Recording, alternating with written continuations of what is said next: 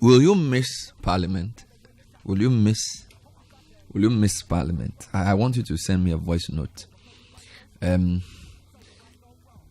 How do I even frame this properly? So, Nathan, based on what Bambabin has done, we may not have a Parliament sitting till the election. It's possible they may come, they may not come. I don't know. The majority leader, or the MPP, whatever, Mr. Afenyo Marking, he says he will trigger a recall of Parliament on Wednesday. All right. So, and based on what they did yesterday, it's very possible that they will go and do the same. I'm sitting on the left, I'm sitting on the right, kind of thing. Okay. So the question I have for the public is: will you miss? And this is not a trivial question, because I know that Parliament is important. I know that Parliament is important, right? Yesterday, the online editor sent me a list of bills that have to be passed by Parliament, and that will not basically, that because of what has happened, we will not pass. All right. So they're about, and maybe I'll let Caleb take me through, they're about 8 or 9 bills or whatever. But the question is, will you miss Parliament? All right. And yesterday, in the interview Sanda had with Afenyo Marking, he said the government had voted 65 million CDs for this recent feud. They came back just like 2 weeks ago. For that small 2 weeks, it was 65 million CDs. All right. So, will you miss Parliament? Second question: is Parliament really justifying the amount we're spending on them? This question should not be taken out of context. We need the legislature, so I'm not saying we don't need a Parliament. But based on the way they've conducted themselves, based on all that's going on there, based on the way they clamor to get into Parliament, because when we go around doing the constituency, people really want to go to Parliament as MPs. And then when you compare that to what we see when they get there, and I'm not even looking at just the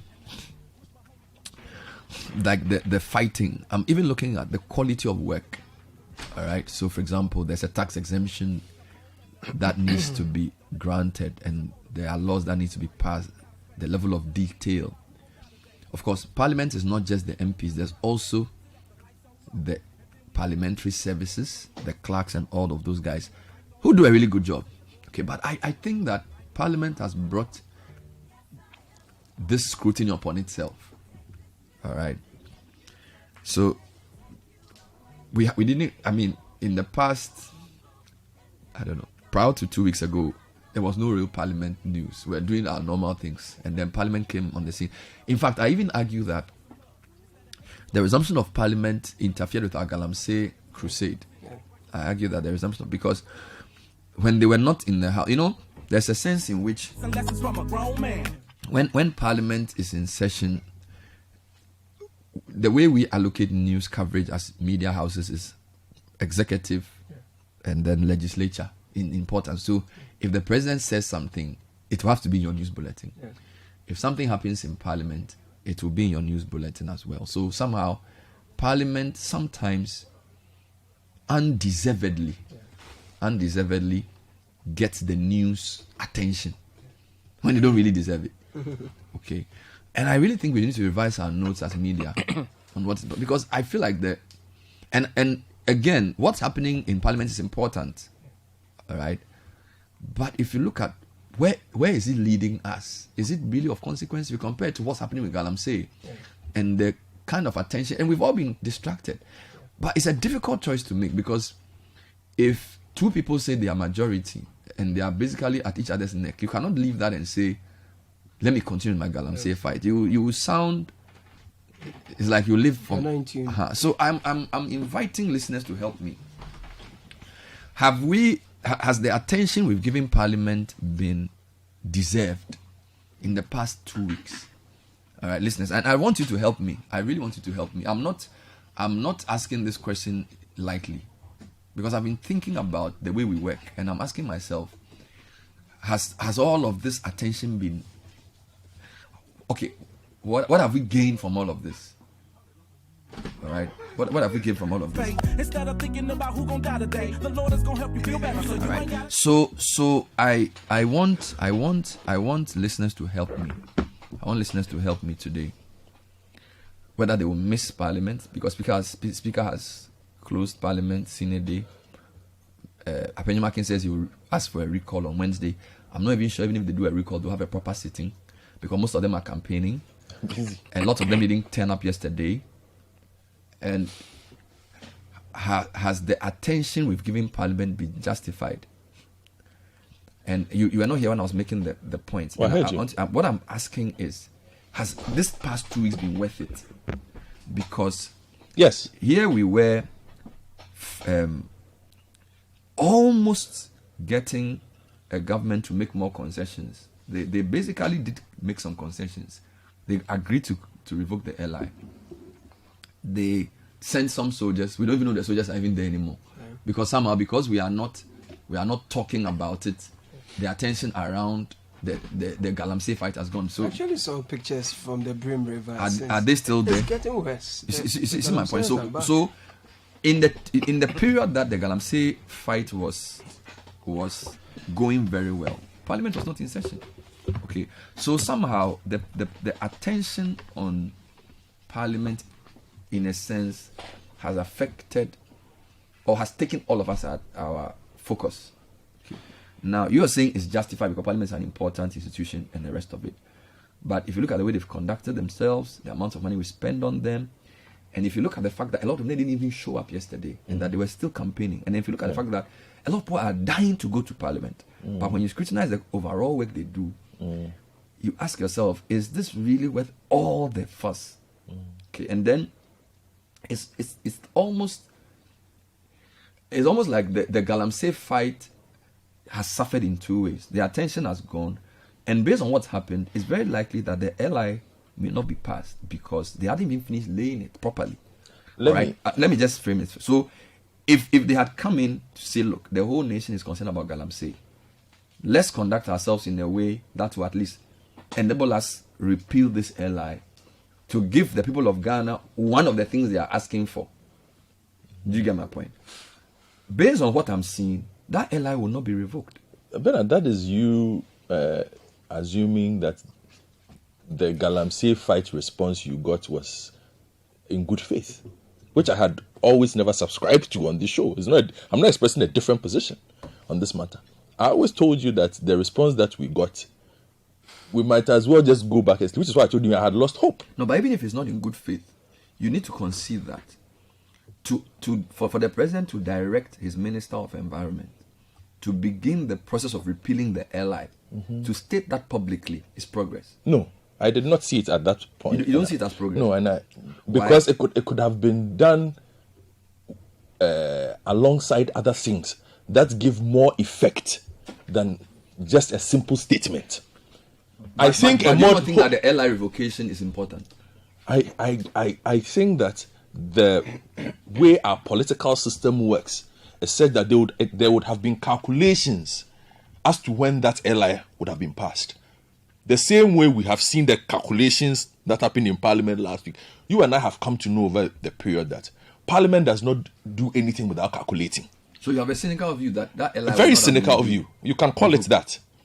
But I don't think my position here is any different from what I had expressed the past few weeks on this matter with regards to a response on the Galamsey issue. And for me, attention on Parliament should not mean that other state institutions were struggling with an ability to do their work. No, but Parliament is key in the revocation of the LI. So what I'm saying is that two arguments.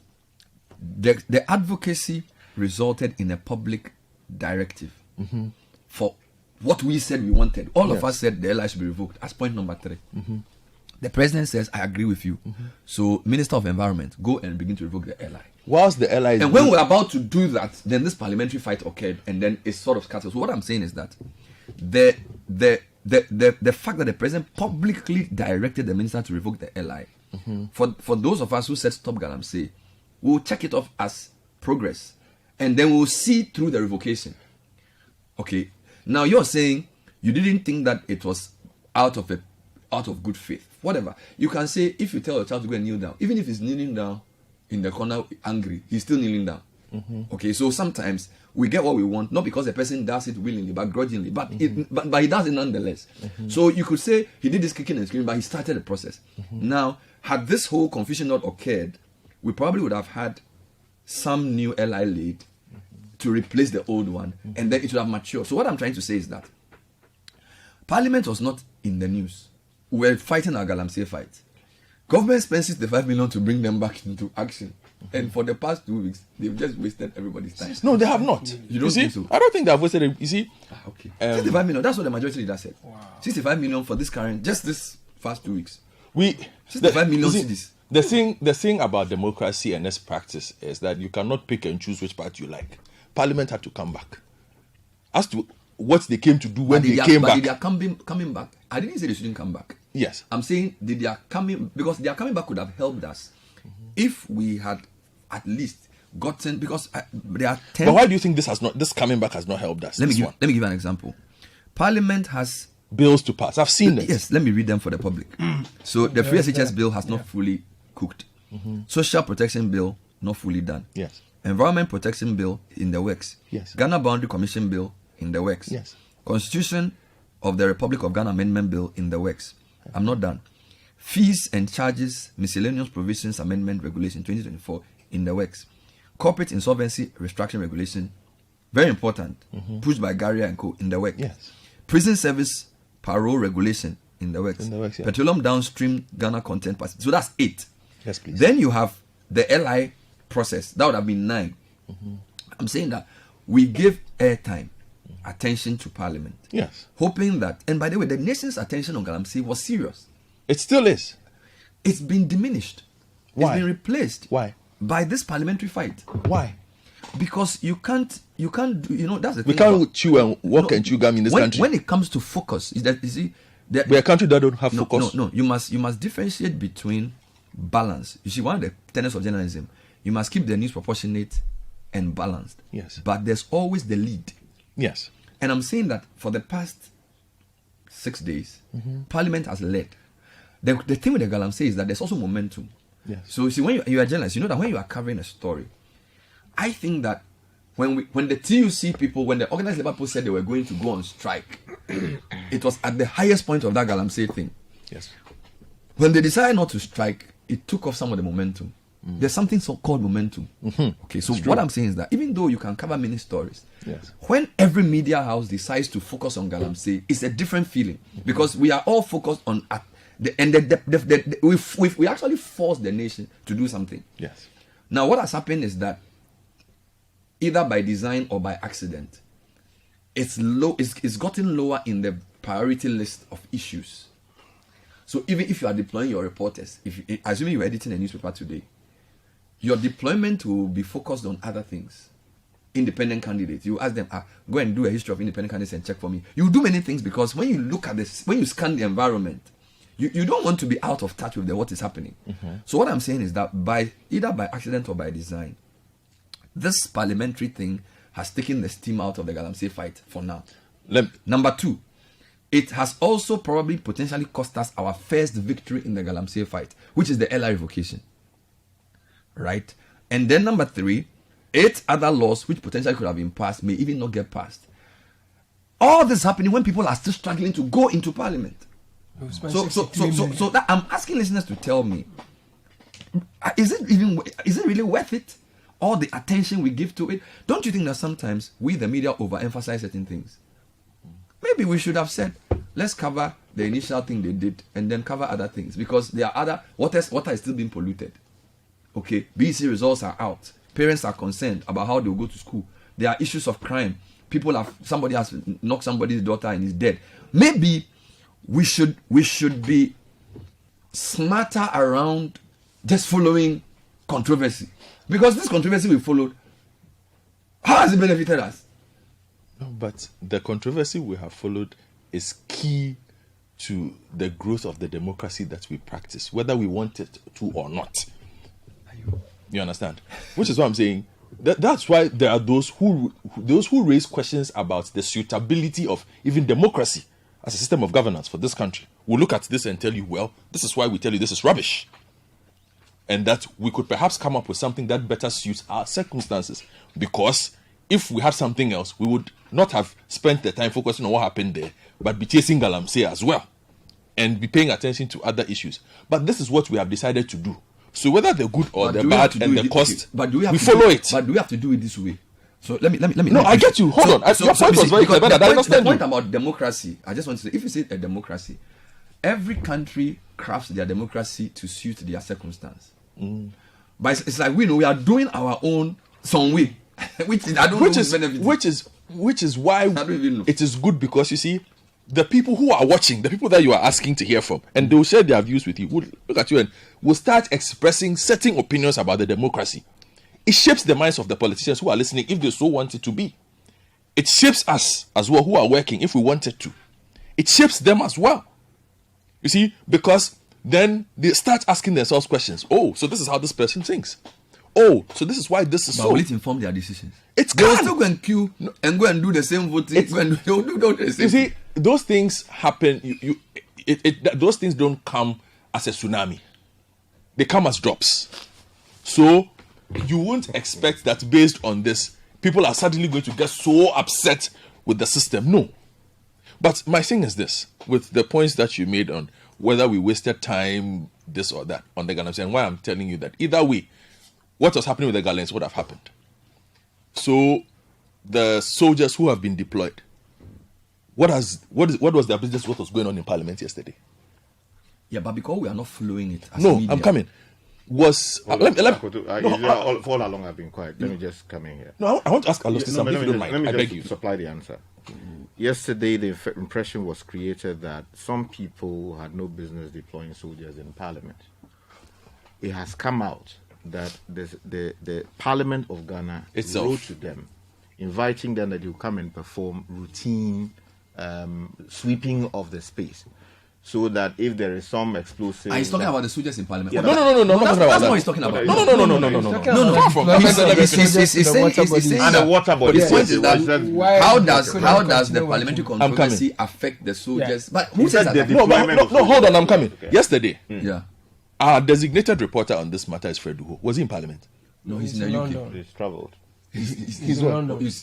No, please don't do that. Fred is in London covering an important conference. Don't do that. I don't know where he is. He's breaking through. Don't stop. I'm not stopping you. I'm not stopping the man. Because he won't tire for the water inside. Please enjoy. He's covering a very important conference. Yes, but generally speaking. But yesterday, hold on. They didn't even take the soldiers went to them the first week, and then they said they'll give them updates. But let me land. Near Yite. Yes. Okay. It's our parliamentary correspondent. He was there with Charles Kumi. Yesterday, that has always been his beat. With Egbenya. So, as an institution that works, he was triggered yesterday. So, he became our most important we face. We sent reinforcement. It doesn't matter, but I'm just saying. There were 2 reporters. Yes. But I'm saying that it did not change Philip Latte's work yesterday. But it changed, from what he had to do. It changed our bulletin. It changed our programming. We did. This is the problem. We from breakfast show yesterday. We did Parliament and continued till brunch because we did it till 2 p.m. But that is your fault. That's what I'm saying. Yeah, that is your fault. But how is that my fault? Because if your MPs are going to fight, why wouldn't you cover it? No, because that is how much importance you decided. You could have done it for an hour. So hold on. Wait. No, hold on. You could have done. You could have done it for an hour. And then galamsey. Let's not undermine the people's right to know. The people have a right to know what is happening in the parliament they have elected. Exactly, which is the point I've made. Which is also not to say... It's the democracy you have chosen. Which is also not to say... But I give them all the time. You decided to. So it's my fault. It's your fault. Listeners, Akoto is blaming me. It's your fault. Yeah, but it's Parliament's fault, not my fault. No, Parliament would have sat anyway. Parliament would have done what they did yesterday, Richard Sky, bar the cameras. Okay, hold on. Would Parliament have done what they did yesterday? They would have done what they wanted to do. But it's not just me. Almost every media house was there from morning. Yeah, but the people have a right to know what their Parliament is up to. So, Akuto, so which backs my fundamental question. Should the media be wiser in the way we cover controversy? I don't... Where in order to keep the news proportional but comprehensive, we say that we will not follow everything that is backing, because we also have a long-term view. Because you see, I am saying that the galamsey fight was a media-led fight. And that is not either or. Let me explain. First of all of us agree that it is the duty of Parliament to receive and allow to pass this LI, which would kill the whole exercise of, allocating forest reserves for purposes of mining, because we take strong exception to that. So Parliament coming back, they knew or ought to have known that the biggest thing in Ghana as of the time they were returning to Parliament was galamsey. They know. Yes, they knew that. And in fact, when they were going back after the short recall, they knew that was an issue, because we made it a major issue. Or did they plan to do this so that it would have... You see, it's not everything you say on air. Oh, is it true? I've not said anything like that. The point I'm making is that they knew. When you are prosecuting... With me food. When you are prosecuting an agenda against a regime or an establishment, as the case may be, they are almost always also thinking about how to take the heat off. Now, it is for you to decide whether you sustain your fight or you dissipate your resources around in a way that doesn't further your interest. We've been hoodwinked. No, I've not said that. You are insinuating that. I've not. They will have finished that. As to what inferences you are drawing from what I'm saying. Guilty. I'm clear in my mind what I'm saying. No, you have proved that the people finish us. No, but why are you? I've not said anything to give you. So this whole thing could have been engineered to just kill our galamsey. But I said yesterday on television, oh Lord, that the main thing is not what the people were doing in Parliament. We needed to have sustained our fight. Of course, yes. That doesn't mean that we should not tell the people of Ghana what their MPs are up to. Should we have done it? Should we have? I was asking, for example, we did it from 7 o'clock to 2 p.m. Bernard, and not all of everybody did it. No, Bernard. You see, right? you would have noticed that when I was on television and on the radio yesterday, I interspersed my presentations with references to the galamsey matter, because I didn't want that to get lost on the conscience of the people. The people in Parliament were utterly irresponsible. They knew that galamsey is destroying our water bodies.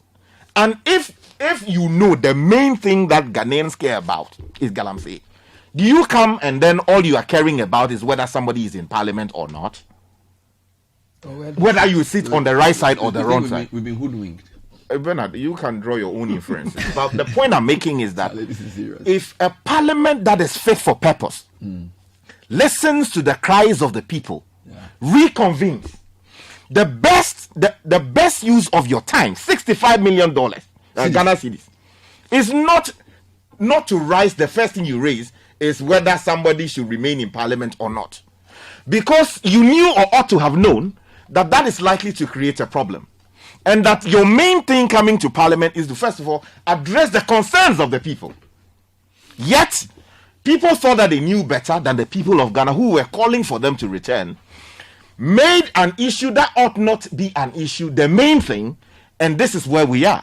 Our water bodies are still being destroyed. People are still doing illegal mining. And we are back to point zero. Okay, let me take a break and bring you tech and social media trends. And I'll be happy to hear some views on this and the advice listeners have for media as to how we should manage the attention, because the battle for attention, right? The attention war. How should we manage it so that we don't lose steam? We should tell our MPs our peace of mind. Because seriously, they are misbehaving. I told you that the first night I came, the light was off. Water wasn't flowing. And then I come to work, I'm listening to radio, I'm watching TV, and everybody's talking about who is sitting somewhere. And the road I'm driving on is bad. I'm spending so much on fuel because I'm in traffic for so long a time because of some small pothole. And I've always heard Ghana, we are the first, this unprecedented. Every time I listen to politicians, they say unprecedented, this unprecedented. Then you go somewhere else, you're like, apparently we are not as good as we think we are. You are busy marching in Parliament when people are dying as a result of galamsey, poison water. But when I take and social media trends is brought to us, and you say you are a member of Parliament. Why are you doing this? Wait. Let me finish paying my bills. What's your problem? Why? Good morning, Bernard. I think I really admire your passion for the progress of this country. I really do. Because sometimes it gives some of us hope and then we have to stay back, and then whatever decisions we have taken, we just have to go back and then reconsider. It keeps us going, and I really must say I really admire it. However, the issue of the galamsey, Chairman, we lost that fight long ago. Oh, we lost that fight long ago. Bernard, you're the one, giving the analysis on basket and eggs, the scenarios of basket and eggs. Now, I must say, we don't even have any basket at all. Our eggs are in our hands. Yes, we don't have any basket at all to put our eggs in. In fact, we started losing that fight when organized labor thing happened. Our traditional rulers are not doing anything. As for our politicians, they are not even, a no-go area. So as for the galamsey thing, please don't blame yourself too much. Take it easy. We have lost the thing already. We just have to regroup and then come back hard. I think that's what we would have to do. If organized labor and the other organizations have done the strike as intended and should have hit very hard, I'm not sure the MPs will have the luxury of time to be doing all these things that they did yesterday. But we have given them that opportunity to do that. After organized labor didn't strike and all that, this LI thing and all that, we know, Charlie, the thing there, we lost the thing already. We just have to go back, regroup, and then come back hard. So please, calm your nerves. Don't go too hard on yourself.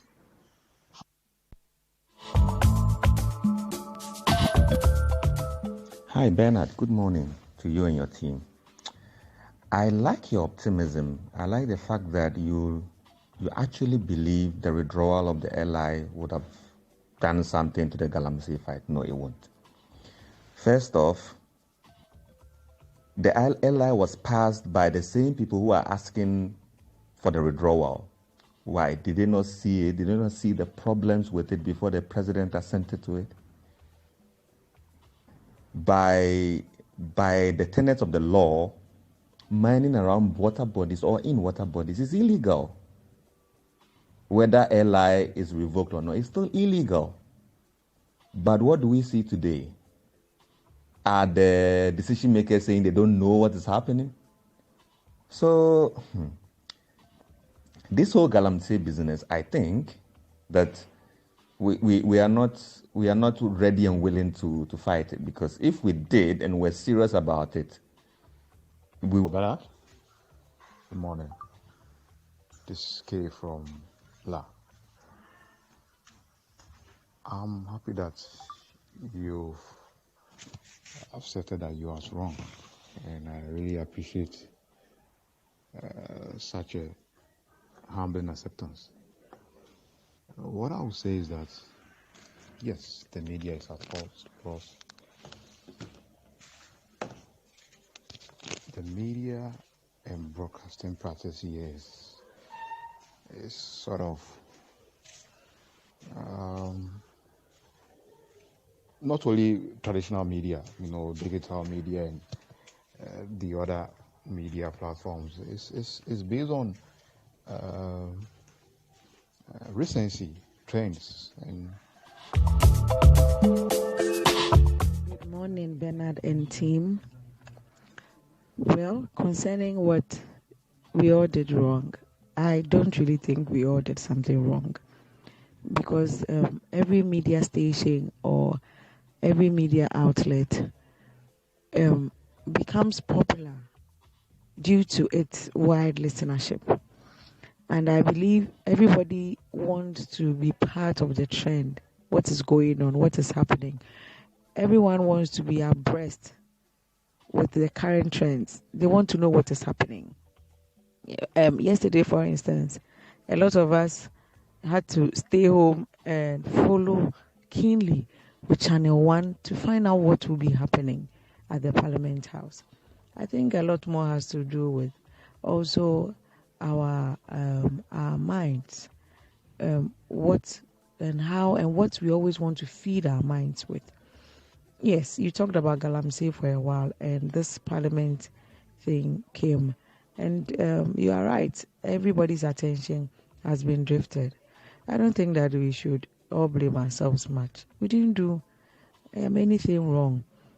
In any case, I even sent Citi a voice note on how we have not had water for 12 days in Tema community for anything environs. But I think it's because the attention was on what was going to happen in Parliament yesterday. I realized that my voice note was not even listened to or considered. So we all follow the trends. The media brings us the trends, and then we all follow. Have a nice day. My love to Richard Sky. Good morning, Bernard and team.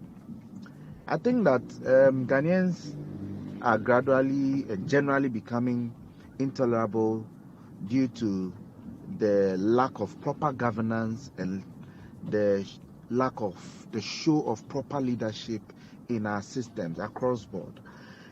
I recall, and I'll give two examples. I recall when President Mills, the late President Mills, was ill, how people prayed for him and all that. And I'm comparing that to how people are almost wishing Nana Bediutu, the President Secretary, dead.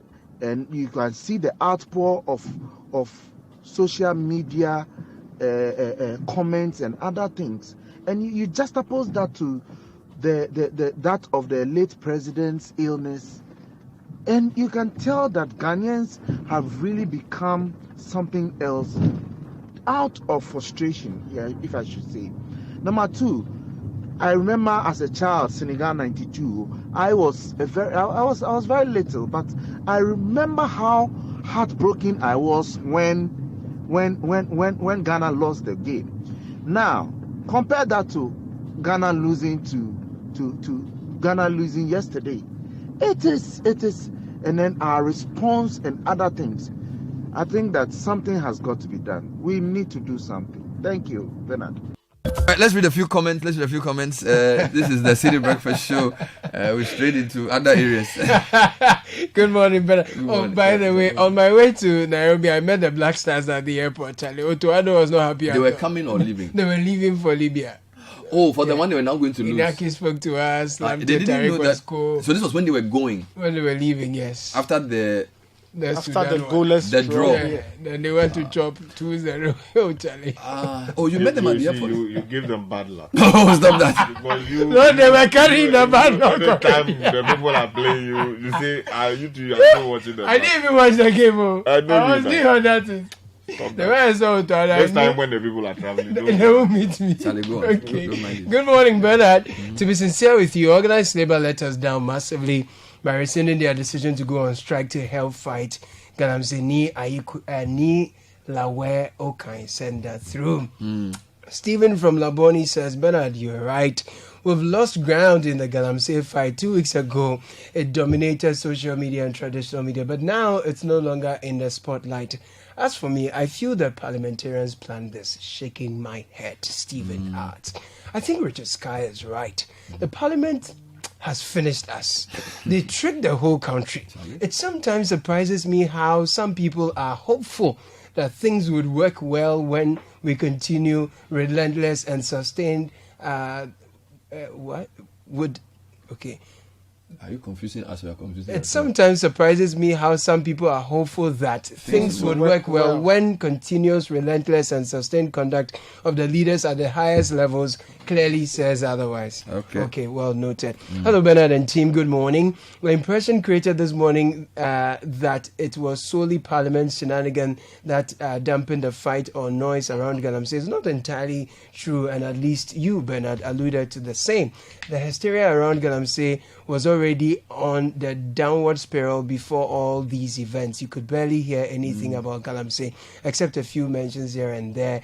That's an interesting. That's true. That's true. I think organized labor really sustained the fight. But it was. He's right. Generally, after the organized labor thing, but we didn't give up the fight. But we are not the only person. The thing was that generally, if you even monitor, for example, the Saturday shows and what they've discussed for the past 3 weeks. No, I think it's always been nobody made galamsey Saturday discussion. No, Sky, throughout the don't litigate this. What I'm saying is that even editorially, right? If you look at for the past 2.5 weeks, galamsey had been.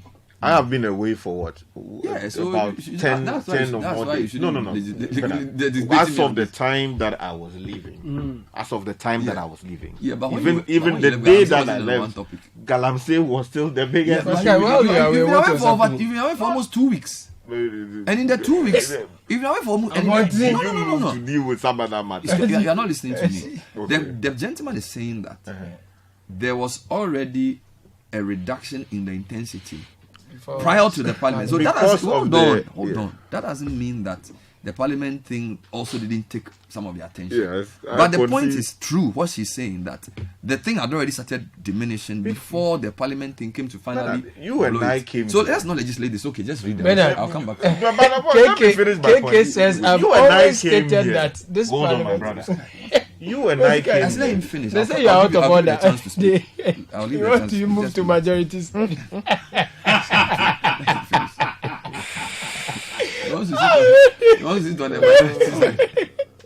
I've always stated that this parliament is like my 3 arts class in secondary school, mischievous and unserious. Every day is for catching cruise. The question is, did you pass from that 3 arts class? Did you pass? Trust your well, Citi CBS team. I was disappointed that all the media houses fell for the diversionary tactics that was played by the politicians yesterday. I believe it's a learning curve for all of us. The media has the power to set the agenda. It's not too late. Dear Citi CBS team, don't you think if the majority in parliament changes, it could indeed speed up the repeal of an act and also push the executive to compromise on certain issues that benefit citizens? Hakim is sending that question through. It seems the government is stalling or delaying, postponing things till after election, just like someone mentioned a few days ago. All these delays and excuses only confirm that we shouldn't expect any significant decisions or actions from the government until then. If they truly wanted to, they could have addressed the LI issue long ago. It's unrealistic to think that the government will make any meaningful changes in its final 2 months. Honestly, they might as well take a break and save us from the money. Save us some money for the next couple of months. We need a change. Courage from Kofrida. We don't. Just to say, we don't stop paying MPs because they have gone back to their constituency. We will continue to pay them. That's the painful thing. Yeah. So I think we should do work and pay. And for how long you stay there? Work and pay. Yeah, but they will because they do it to the workers. Sometimes they say when you go on strike, they don't pay. Yeah, but they will tell you that MP's job is not just about sitting in a chair. Let me read this comment.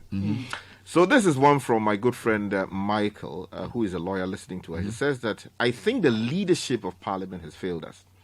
Without any need for comparison, I believe the leadership of Chairman Sabonsu and Haruna Idrisu would have solved this issue. It appears to me that both leaders are hot-headed and do not appreciate dialogue. I'm not happy with them. There's a couple more coming through on the show as well. But you were making a point. So, Sky, what I was saying, which I want you see, sometimes we don't listen to each other. We have all admitted that the Galamsey fight has come down. All we are doing is to look at the trajectory. Okay. Initially, the submission was to the effect that it was the parliamentary thing that had taken the steam off. And somebody was pointing out to us that they noticed that even before the parliament thing, our attention on the thing had come down. And then you say you disagree. And I say, you are not in Ghana because you are studying. So there's no you even know this. I was here. He was keeping an eye. And I said that. At that some of the time I was even leaving. I spoke about the matter. And I even made it clear that, look, Parliament coming back. Look, it is not as if without Parliament, the government doesn't have a job to prosecute the Galamsey. Exactly. They have the job to do that. Now, what we want as added impetus is ensuring that there's a legislative effort to remove the whole idea of getting people into the forest to do what they are doing in the first place. But you see, as I said to you, governments and, of course, the opposition, if it suits them, they don't go to sleep just because, they don't go to sleep when you are on their neck. They will also do what they have to do to ensure that, first of all, can we get into organized labor? Can we, get a few people to put a few knives in there so that, they will pull the brakes? If they pull the brakes, does that inure to our benefit in any way? Absolutely. We have been spending so much money to push, campaign messages out there. We are playing adverts on the radio. We want our policy matters to be discussed. Yeah. Yet for some reason, every morning, Citi FM, every day is so how do we get the people to get off our neck? Let's throw something at them so that they think about that too. I'm not saying that that's what has happened.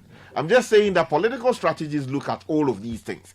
And sometimes when there's something big happening and then you hear of some scandal, it is people are always holding on to things. I agree with that. But I also wanted to also say that you also need to admit that even in our work, sometimes you want a bit of, it gets tiring. You see, we've been doing this galamsey since 2017.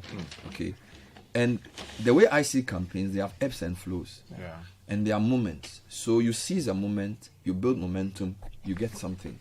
You cannot sustain a fight with the same momentum in perpetuity. Yeah, that's true. So what you do is that you pick a moment, you hit some notes, you strategize, and you reconvene. So I think that the organized labor thing was a high point for all of us until they said they were not going to do the strike. So even though they were not the leaders of the galamsey thing, because of the symbolic nature of their resistance, we rallied around it. Yeah. So we have to admit that it took some steam out of the fight, and it was a place to reflect and say, okay, what have we achieved? The government say they will send some soldiers to the place, they will repeal the law. You pause, you re-strategize. Now, you may even tire yourself and tire your readers if you go back the same day and use the same strategy to say, well, until we see. You know what I'm saying? Because even in anything you are doing, you have to break it down into compartments. So, which is why I'm saying that the fight had already gotten to a point where we needed a new narrative. All right, because the water narrative had been done. People had even gone to do films about polluted sachet water. People had gone to galamsey's site and shown the videos. So there was, how shall I put it? You need to find creative ways to maintain the momentum, because don't forget, in our job, don't forget, our job is also an attention job. So journalists have a right, have a responsibility to make the significant interesting.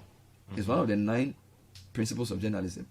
You have a responsibility. Why is it that when I went with you to Sugakope, you didn't come and write an editorial, but you produced a radio documentary? And why did you produce it with the actualities? Your work as a journalist, apart from seeking for truth, is to make what is significant interesting through the skill of storytelling. Okay? So, people sometimes say, oh, media, you've left the main issue. You've gone on this. We are fighting for attention, and we also have to keep telling. And telling story is not easy, because you have to find new ways of telling the same story. Yeah, so you use a video, you use a panel discussion, you use a radio documentary, you do an interview. But those tools, it can get to a point where you get exhausted. You see, Bernard, and then don't forget, when you are on a campaign is not just a normal story writing. You are trying to achieve something. So you need to strategize and come back and say, okay, which angle can I use next? That's how I see it. You see, that is where Godfrey's issue comes in. We still could have prosecuted the people's right to know, telling them what's happening in Parliament, and still hold the politicians' leg to the fire of accountability to say that, look, first of all, the reason you are coming back, one of the things you have to come and do is to ensure that you are ready to receive or insist that the government should bring the ally that they should bring. And while all this butu-butu is going on, any time that you got the majority leader on the phone, you should have put that question to him.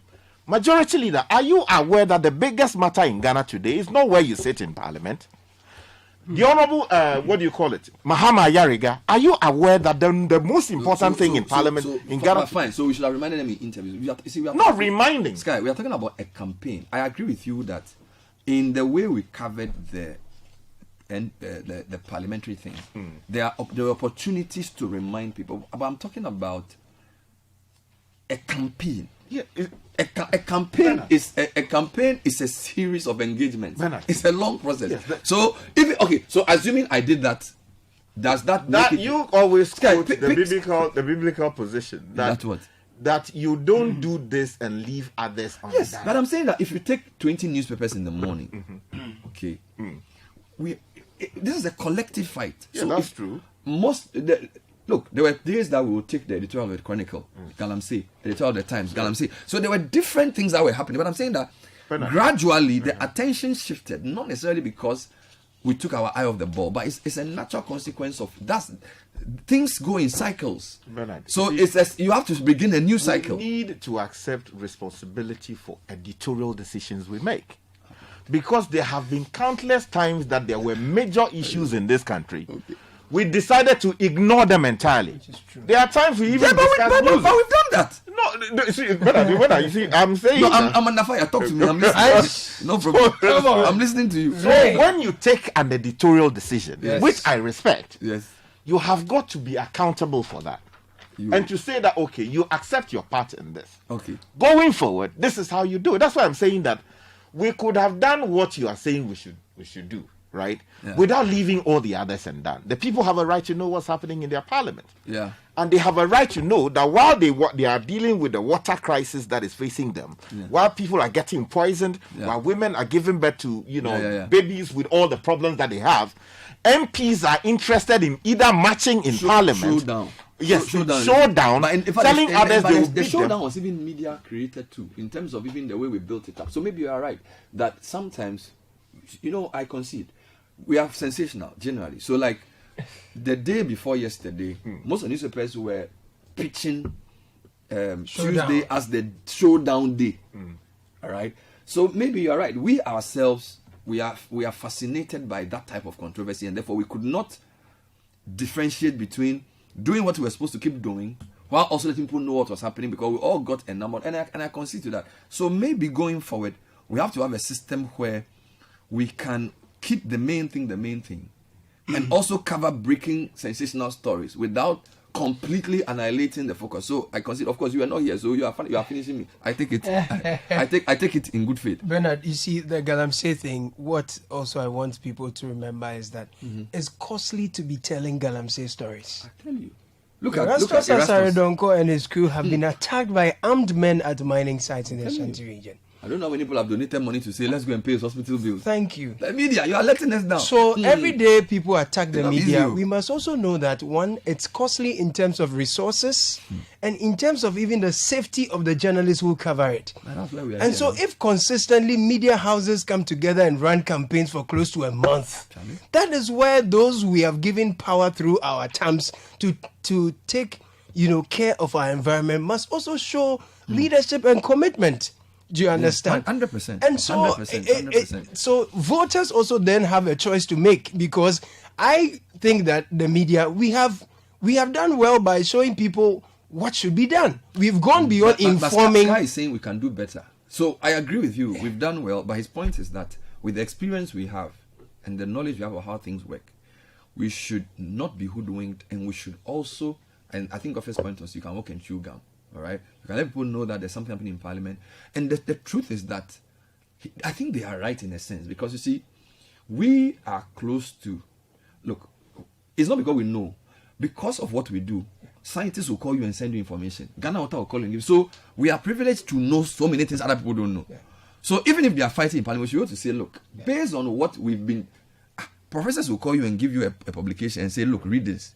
So because of what we know, we should be able to say, look, in addition to covering everything else, we should find a way of sustaining the main fight. So on that score, I concede. But don't leave me next week and run away and can't tell me that I took my eye off the ball. You left me. You left me here.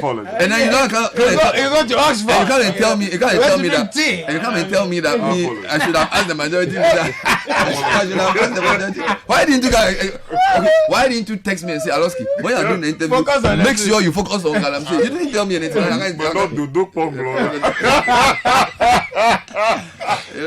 There are more messages. Let's read a few more. For me, I think that this is a good exercise, because we learn from this experience.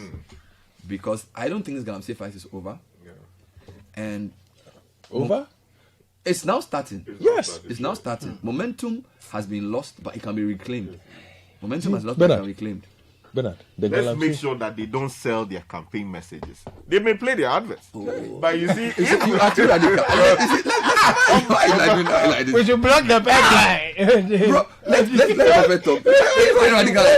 They should buy the airtime and play their 5 minutes, 2 minutes, 3 minutes. Yes. But what we want so we shouldn't discuss. I'll tell you something though. Have you noticed that this is the first election that manifesto discussions have not been. You know, people were planning to do manifesto programs. We have almost 600. And even peace campaigns and there's things. There's no manifesto discussion. It's and it tells you that the nation's attention has shifted. Even with all the controversy in Parliament, people are not really delving into the manifesto thing like they used to do a few years ago. What do you think? In the mood that I'm in this morning means that you might not like my response. After all said, you might not like my response on the matter. You see, because the thing is, could it be that people looked at the manifestos and said, Nothing there inside. Nothing there inside. That could be true. You see, well. That could be true as well. There's. We didn't even debate them. Yeah, there are those I've spoken to in my space who actually say in the period like this, normally less than 50 days to a general elections in Ghana, for any other issue to share the headline for the period that galamsey has shared the headline, that other issues have shared the headline that are not necessarily related to look, if not for the fact that the major parties in this country have invested significantly in media ownership, they will disappear. I'm telling you, they will disappear. Which is why perhaps part of their strategy has been to invest in owning newspapers, TV, and radio. If not, all people would have seen would be galamsey. Does it mean and back pages? Does it mean that the public is not as interested in the political messages as we make it? No, I think that the political messages, particularly with regards to the galamsey, with the manifestos, have not satisfied the needs of people. People want more. Yes. People want more. Which is why I spoke to you about the democracy as it is. People want more. People expect. People read it and like, we've seen this before. Yeah. It's because now people have the ability to Google and check. People have copies of previous manifestos. So they look at it and say, I've seen this before. What is new? People look at this and say, you are promising this. Is it real or not? People used to be excited by the mention of certain things. But as you have a populace that becomes a bit more experienced and fatigued by broken promises. Exactly. They look at this there and say, don't do it. So there's also cynicism in that. But the truth is, a lot of people have not been fascinated by the content of the manifestos. Let me push you there. But still, they will go and vote in their numbers. Yeah. So you know, when you talk to some middle class people, they are like last week, we won't vote and things. But how do you resolve this tension of people are not satisfied with the campaign messages? They are cynical of politics. They want something more, and yet their voting behavior doesn't change. Because the way I read this, the way I analyze this, strangely enough, our democracy and the people who follow politics and political parties in this country,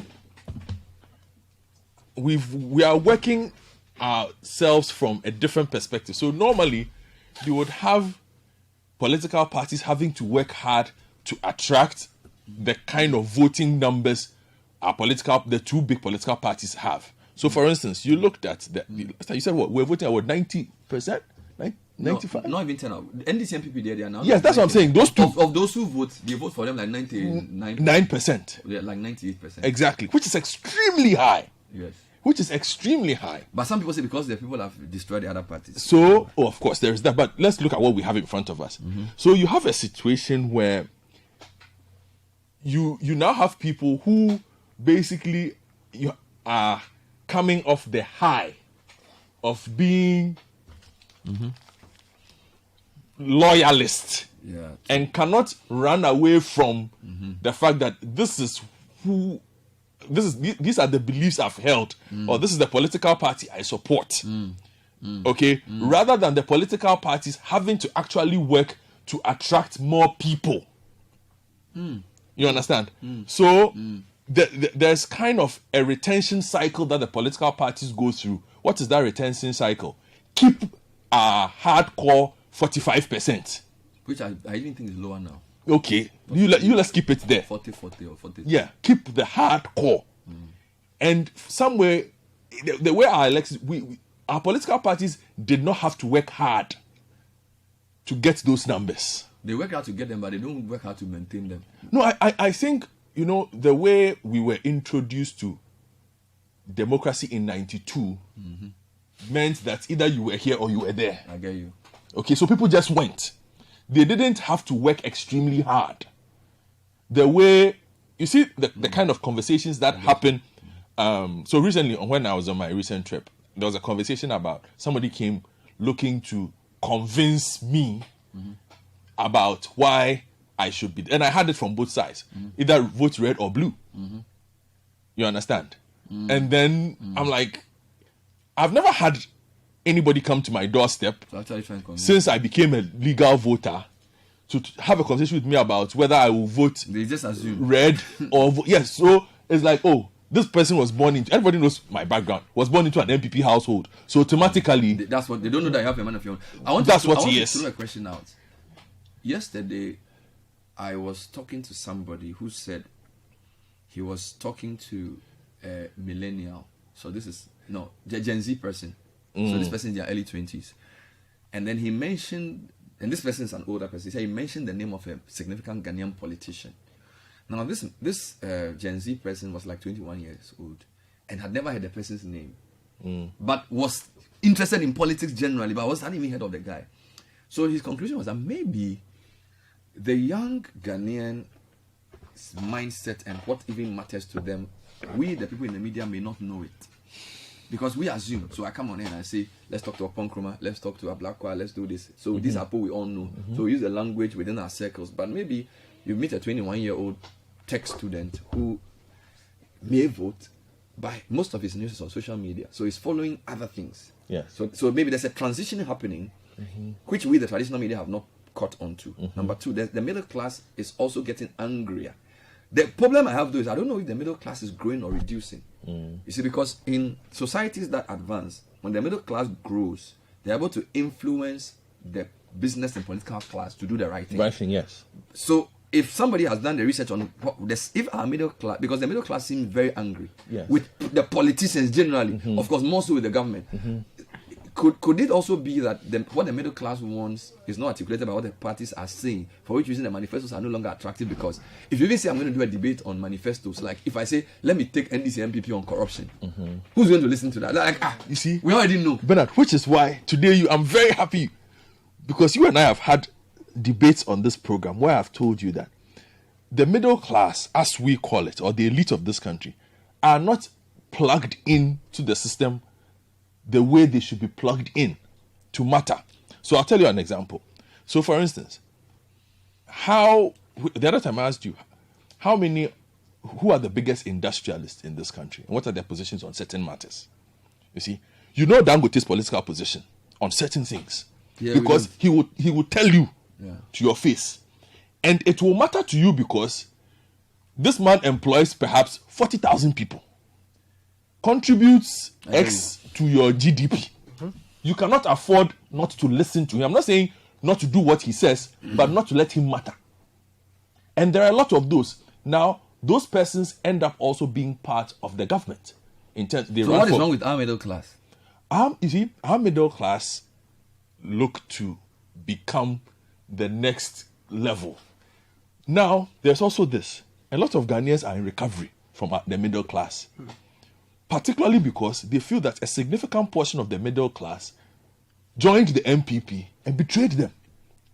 They are very suspicious of the middle class who claim of the middle class who are out there to say, now let's do this. Saying, okay, let's engage. This is my background. Come out and let's do this. Exactly. Let me pause that thought and do a quick interview and come back to you. So I want to talk to Engineer Ken Ashigbe on the first part. I think both you and Sky have said to me that essentially I failed editorially. That's what you have said to me nicely. That instead of you didn't fail, you could have worked and chewed gum. Yeah, instead of allocating attention proportionally to galamsey, whilst also following all the frolics in Parliament, I was hoodwinked by controversy and my need for sensationalism to just to spend my whole time chasing this thing which has now led me here. That's what you said. You could have done better. Yes, and I agree. I concede. Let me talk to Kanasigwe. He's my partner in this fight. Let me know whether he agrees with you or not. Engineer, so my panelists have concluded that we, the media leading lights, have sort of lost steam in the galamsey fight. Of course, partly because of the organized labor thing, but more recently because we are chasing shadows with this whole parliament thing, and we've not been able to keep our eye on the ball, for which reason the fight has lost a bit of steam. Do you agree with what they are saying? Well, Bernard, I would agree with the fact that there's been some loss of steam. That is a fact, and I also would concede that as media, the momentum has been lost a bit. But again, you see, it ties in with the last things you were saying. I remember Sir Sam Jonah castigating the media and saying he was not hearing all of that. But the challenge has been the fact that the middle class has failed us. So yes, be it that the media, we've lost a bit of steam especially after the 10th of October, the strike did not happen, and Labour also recoiled a bit. And we followed the floric of government into when they sent us that 100 few men to go and fight this, and after a day or two, nothing happened. And then we were hoping that on the 15th, something was going to happen in Parliament. And unfortunately, when they got to Parliament, then we had this happen. So yes, it is true. But where is the middle class in all of this? We got the Catholic Church also do their march, on that Friday, the 11th. But where has been the support from everybody else? So where are the Sam Jonas who are castigating us? Where are everybody else? So I think that in as much as we would agree, and for me, I think it is very important that we notice the fact that we have lost steam. And because we have lost steam, the government has also gone to sleep, and all of that. It is good that we have had this realization. And it is important that immediately we regroup. But it is important to also state that we should not have all of, Ghana just depend on only the media. We need the support of middle class. We need the support of academia, the religious bodies, and all of them to say that how do we all regroup and make sure that this is going to happen. So for us, definitely, the Ghana Coalition Against Galamsey, this conversation you are having is a good cue for us that we need to find out. Yes, sir. Can a fight or a campaign go at the same pace in perpetuity? Because I feel like a campaign has ebbs and flows, and it should be broken down and there should be reviews. So, for example, when the TUC or the organized labor did the October 10th thing, I thought it was a good opportunity to reflect on what has been achieved and how to re-strategize. You get it? So people are like, oh, let's keep the fight. Think about it. The government initially wasn't budging, and now they say, well, they would revoke the LI and they would send more soldiers to the bush. Fine. They didn't agree to do the state of emergency. But I felt like if it's a dialogue, and we've been doing this since 2017, right? And you cannot keep, and if history is going to, you've not maintained the same momentum from 2017. So it would be foolhardy to think that because you've gotten momentum in August or September 2024, you can keep all of that to December 7. Obviously, you know that other things will come up and people will even get tired. So I felt like the reduction in the momentum was natural more than instigated, right? And it's not necessary because the media leadership took their eye off the ball. I thought it was a natural sort of thing. So again, I think that you're right. So in terms of the strategy, for example, we need to then decide what it is that we're going to do next. And one of the things was the Red Campaign. So maybe the Red Campaign were overambitious in saying we're going to do a daily campaign. We need to find ways in which we can carry everybody along in terms of how that is going to be done. But we also have a few asks that we've put out there of government? How do we ensure that we are pushing those conversations as well? So conversations around the poisoning that is happening. How is Ghana Water dealing with our water? Can they assure us that all the water we're drinking is actually happening? We've not been able to push to get a feedback on some of the issues that we asked of. So apart from the one day that some of our media men were embedded in the team, we are not too sure what is going on. So I completely agree with you that we cannot keep the momentum just at that particular point. The listeners would even get a fatigue. So you would need to re-strategize in terms of the messaging and in terms of the storytelling. So what is the next thing that it is that we're going to do? But then we can't run away from the fact that these politicians also, for a very long time, their quest to even, their campaigns, were completely lost. So they definitely were also strategizing and finding ways in which they could also get the momentum. Bear in mind, for them. And the reason why most Ghanaians, we've seen the two of them, and it looks as if it's just either of the two of them that are going to come. And Ghanaians are tired. And because of the fact that we, for once, were focusing on the issues that really mattered to Ghanaians. And we had this, gallery, we had a whole day that, ChannelOne TV dedicated to this. And we got a few others coming in. So it is natural that we will get, the troughs and the highs. But what we need to do is to find out what is our next step going to be and how are we going to carry everybody along. So I will not be, the leadership of the media. I will not be people like yourself to say that you have failed. No, I won't say that. I will just say that it is important for us that in our whole strategy, how do we mobilize ourselves around, the various milestones that we have to ensure? And the most important thing is not just to make noise, it's to ensure that we can bring stability to a low, to ensure that, the forest that is being damaged, all of those things, how do we ensure that all of that is going to be done? So I think that this conversation you had this morning is really a good point of reflection for all of us. But as we do that, we would need the whole of Ghana, those who want to stop the poisoning, to come along. They shouldn't be behind us. They should be side by side with the media. So from what you're saying, the middle class, the ordinary Ghanaian, of course, that's not the same people. They want galamsey to stop, but they need leadership.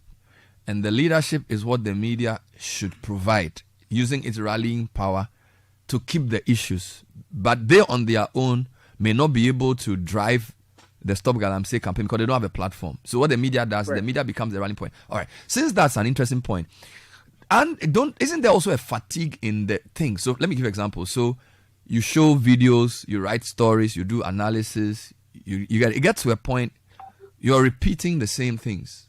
Okay? So even you, the person doing the storytelling, you ask yourself, is there a different way of saying the same thing? Our water bodies are polluted. Babies are born deformed. We are not getting cocoa. It gets to a point where you've said almost everything you want to say, and meanwhile the government is not listening to you. Do you now go and invent new facts, or how do you? It's a challenge, right? Because, for example, I'll give you an example. When somebody shared the Achimota Speaks flyer, and I think I shared it, somebody said, if aren't you tired of talking, what else are they coming to say? Because you see, we've been doing panel discussions on galamsey for the past 8 years or more. Right? So, yes, it's great to hear Achimota Speaks. Professor Gordon will say some very important things on November 13. But a lot of people say, Charlie, that's not what we need, though. We need action. You went to St. Augustine's, action in Kuting. So, what should we do? Is it that we should now go and demo or what? Because it looks like you get tired of repeating the same thing to a person who doesn't really want to listen to you, or who's chosen which part of you to listen to, and he decides that he will listen to the rest of what you're saying. What do you do? So I think that in the middle of all of that, apart from the fact that we need to continue to speak about it, be able to get new voices. And then we brought some very new voices into this campaign from August to September up till now, and it's good. It's refreshing, but we need to start some action. And that's the reason. This is the point where we also need a few other people to come in to support us. So, what some of the tools that the Ghana Coalition, for example, has looked at is the tools of legal advocacy, for example. Are there some things that we now need to start hauling some duty bearers into the court.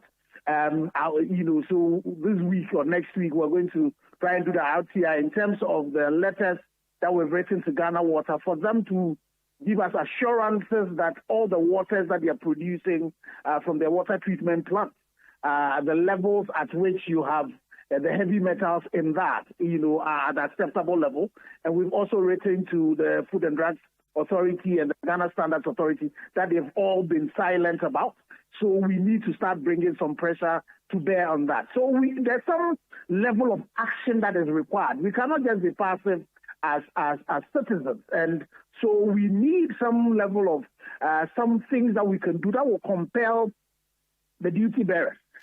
So has the time come for us to also start, going to some of these so-called development partners, and another new voice we heard was the UNDP regional, country representative starting to speak. So can we also start going into some of these places that then, that would cause government would feel it. You have this conversation going with the IMF. We should be asking questions of the World Bank. The money that you gave to government to say they do reclamation. How do you keep on giving money to people who would keep on allowing trees to be cut? What is accountability even in there? So those are some of the things that the next steps that we have to add. But then we cannot leave the conversations. So the conversations will still have to go another notch. We just have to re-strategize, and we have to add actions to it. And this is the point where when we are adding actions, it can't just be the media again, because for us, as a fourth estate of the realm, the tools we have is what we're using. But we need the support of people like, the lawyers, the scientists, and all of that to be able to do the next action. Because this one is not one of those things that you can say that, you can live with.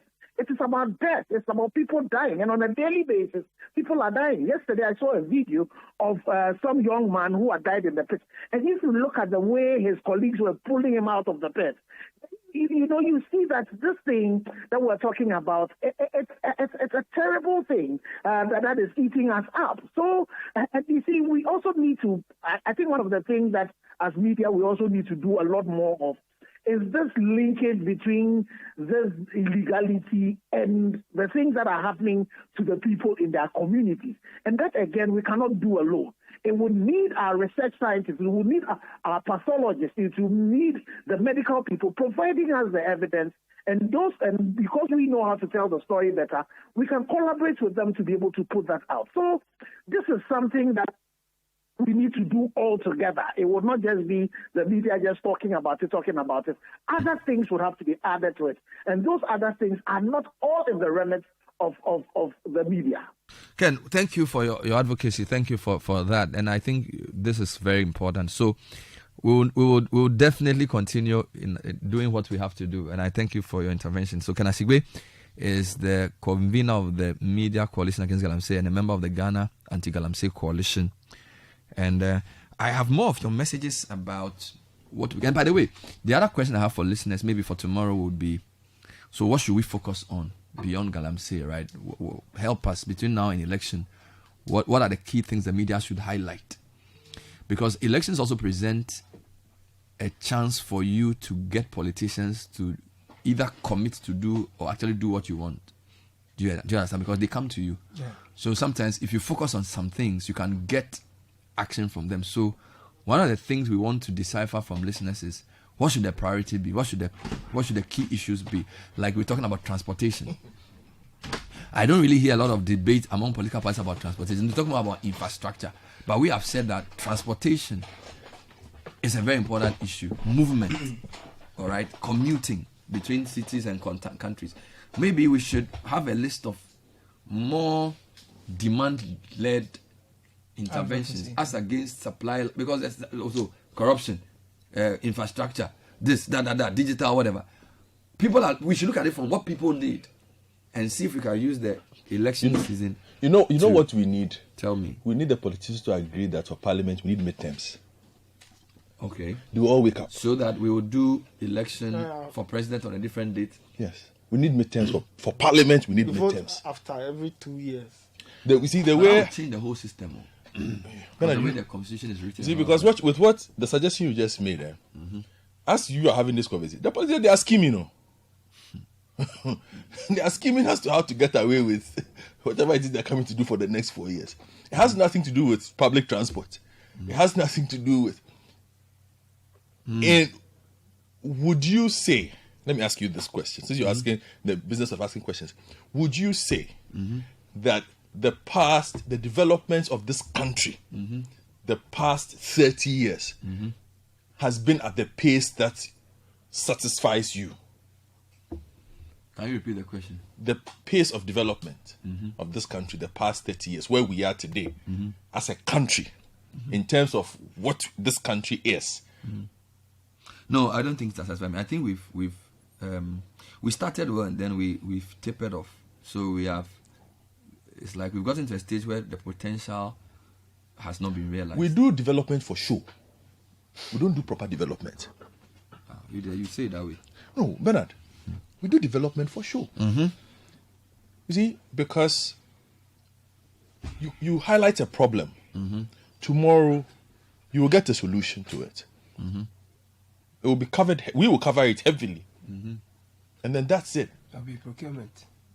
So you feel like, but has this been from the beginning? Because you said 30 years. That's what I'm asking you. Overall, I think because I don't want to. We started well. I don't want to segment. So what I'm saying is that initially, of course, it's relative. Like you lived in a dictatorship till 92. Yes. And then you have voting for your president.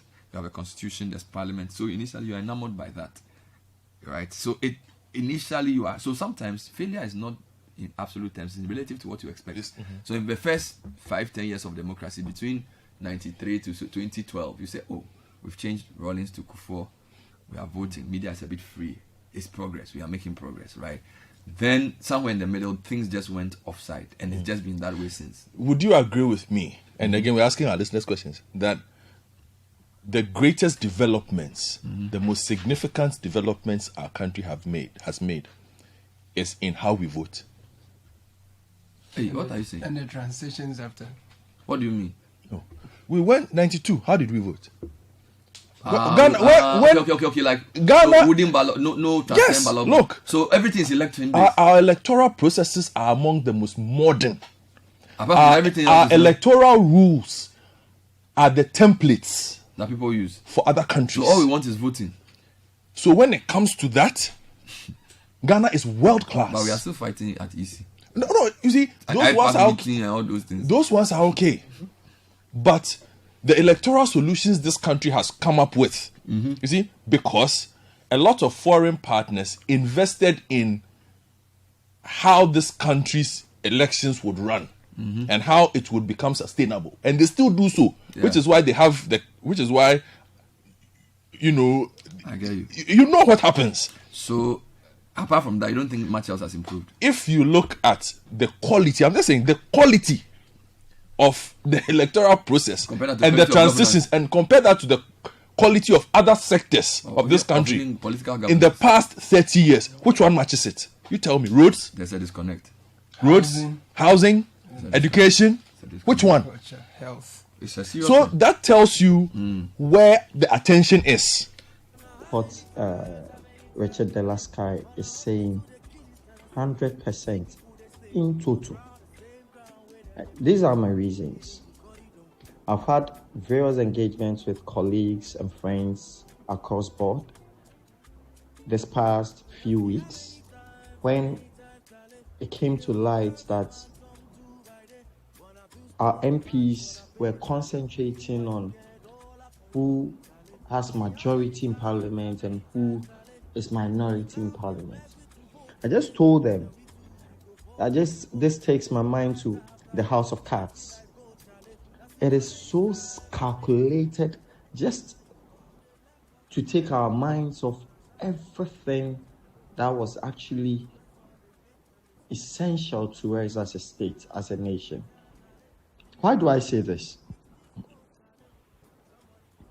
Throughout the campaign and advocacy to stop galamsey and illegal mining in this country, none of our political figures deemed it fit and appropriate to comment brutally on this and show us decisive measures to address the issue of galamsey. Now, fast track to when the ruling of the speaker came. I don't know whether it's a ruling or decision of the speaker came out. That same day, former President Mahama commented on his campaign platform. The following day, when the NPP went to court and got the decision of the Supreme Court to stay the execution of the decision of the Speaker of Parliament, our Vice President and the presidential candidate of NPP, Dr. Mahmoud Bawumia, commented on that decision. So, question, what do you think drives the agenda and motivation of our politicians? How many times, Charlie, you go display your foolishness? Bernard, let's compare it to our football laws. You know, with the parliament issues. If a player is being bought in a transfer window, of which the season have not started, the player still plays for the team, the parent team, until the new season starts. So I don't see why a player or a parliamentarian who was voted within a specific period of time was sworn in for a specific period of time. You thought they left cause them broke, Charlie. Yes, good morning, Bernard and team. Thanks for the opportunity this morning once again. Charlie, guys, I think that this fight against galamsey has to be a concerted one. And what do I mean by that? Look, the whole media landscape, all of you guys, the various media houses should come together, okay? Look at what happened to Erasmus and his team over the weekend. Okay, the level of impunity. So for me, I think at this stage, we should see Citi FM, Citi News, the multimedia group, and all the other media houses showing the video of the engagement between the police and those criminals when Erasmus and the team and the police went back to the galamsey site. Such videos should be trending, okay, on all your social media handles. And once people get to see that, it ignites the anger, and the more angry we get, then we are likely to see results. Okay, so guys, let's do this together, irrespective of various media houses.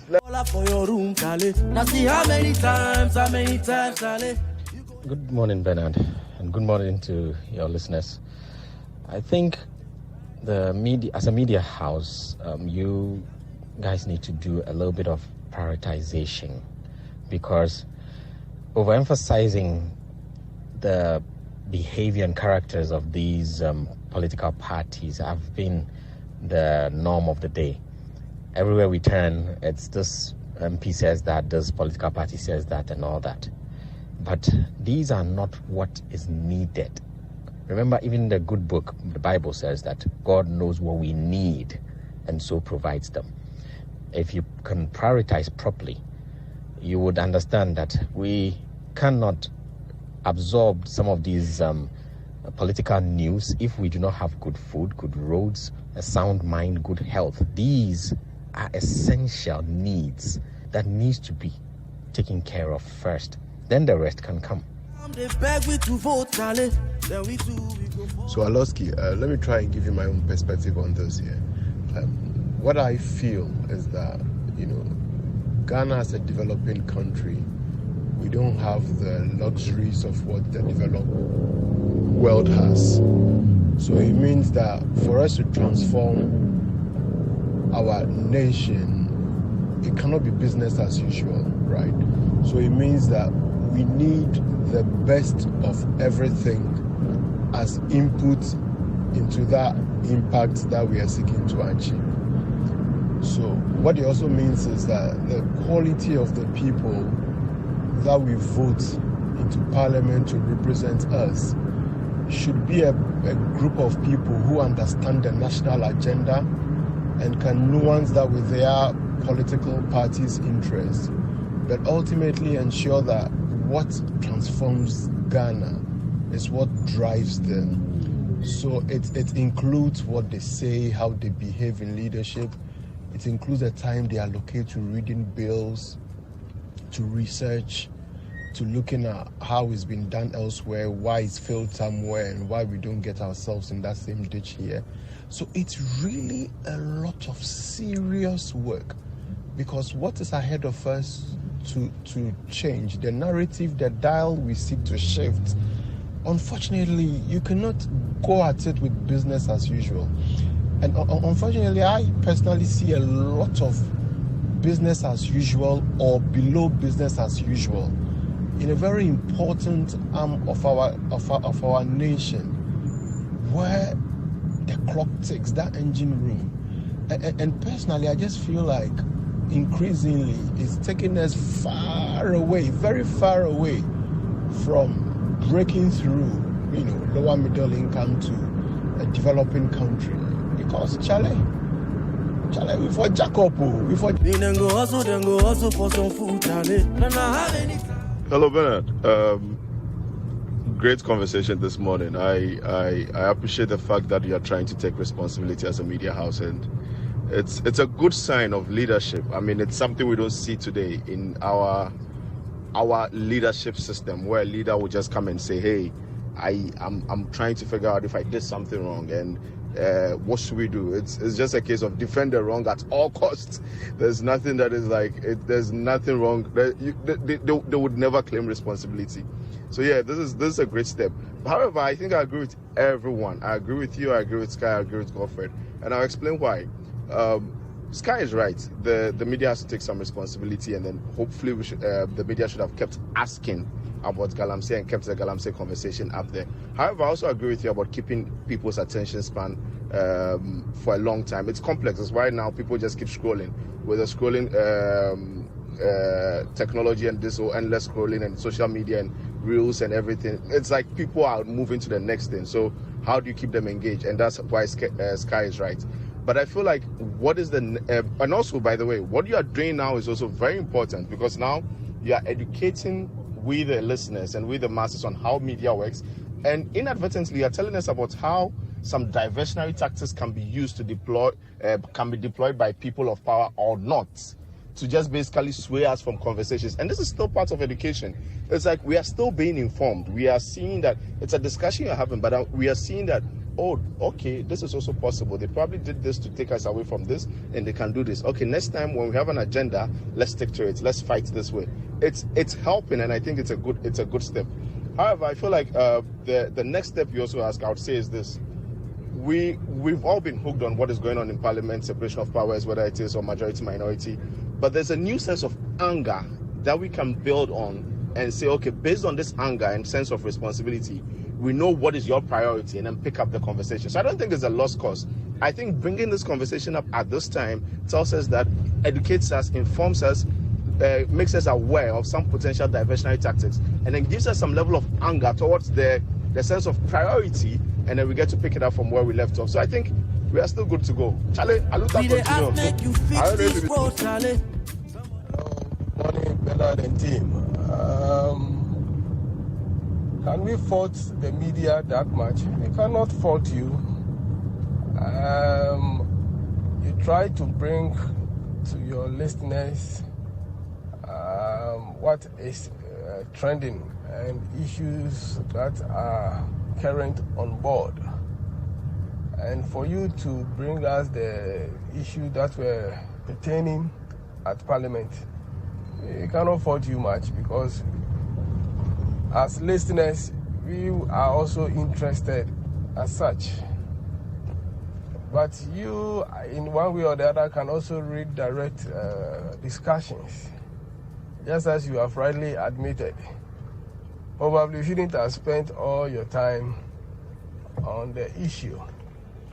But if you don't spend your time on the issue, the likelihood that others will spend their time on the issue is always very high, because it was a topical issue that was going on. I know the problem of this country is leadership, as some of us have always been alluding. And you know, once Parliament fails us, it means the whole country has been failed. Before Parliament resumed, there was this topical issue of galamsey, stop galamsey, stop galamsey, for which people have gone on demonstration, others have been arrested, and as we speak now, they are even in remand. So the question someone would have asked is, when Parliament resumed, was this motion for declaring seats vacant because people have switched from their political party to the other the important issue that should be discussed? Is this something that actually the whole country is discussing? Is this something that is disturbing the entire country? No. What is disturbing the entire country is the issue of galamsey. So first and foremost, that should have been what the parliamentarians should have tackled. But because we have poor leadership in the system, what suits them is what they bring along. And that is where we are at the moment. It's unfortunate. It's very, very unfortunate. Leadership is the problem of this country. Leadership is the problem of this country. Thank you. You go display your foolishness, that's foolishness. Your disrespect that affects me, and now your families do. Yo, good morning to Bernard and his team. To me, it's true, we have wasted our time that we are supposed to use to do productive things. But then what I want you to do, Bernard, is that as a country we have to rethink. You have to sit up. Is it not right for us all to just calculate the salaries of the MPs for the next 2 months? And then we advocate to deny them their salary, because that money can do something for us. If they have decided not to understand themselves and do the work that we have voted them to do for us, you have to deny them their salaries. As simple as that. They should not be paid. At least you can save some money for the country. I congratulate you for the great work you guys are doing. You are really doing well. God bless you. Call me the Fafa within Adentan municipality.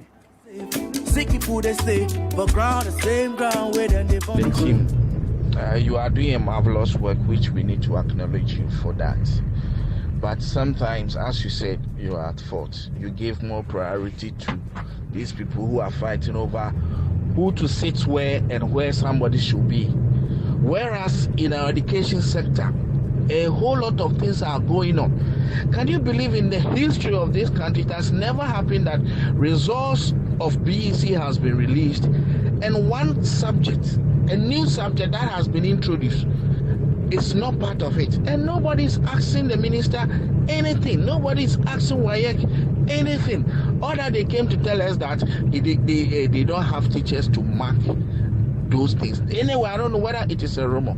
Secondly, in the secondary school, those in Form 1 right now, they reported to school in 27th September, and now in 30th October, they've been promoted to Form 2.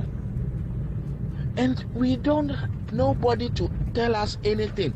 You see, in the education sector, as for the headmasters and the teachers, they are afraid to talk. They are afraid to talk, and they are doing this to our children, and none of us is saying anything about that. That is what, Bernard, you should discuss now. Thank you. Good team, good morning. That's an important question, knowing what the media or what role the media can play between now and the elections. I think education education. I think the people have to be educated. We have to be educated on the national issues. We need to be educated on the direction in which we should be going as a country, as a nation, against what these political leaders or other people are saying, against their campaign messages and all of that. Let's focus on the national issues. Let's educate people on the right processes. Let's educate people on the things that we are facing as a country, where we are, where we should be, what we should be doing as responsible citizens, and how we can change the progress of things as citizens. When we do that, when we educate the people, they now have the power with information to decide on who they want to vote for and how they want to go about. 11 minutes to 10, Citi Breakfast Show. Thank you for your voice notes. We really appreciate the depth, the insight, the range. Keep them coming in.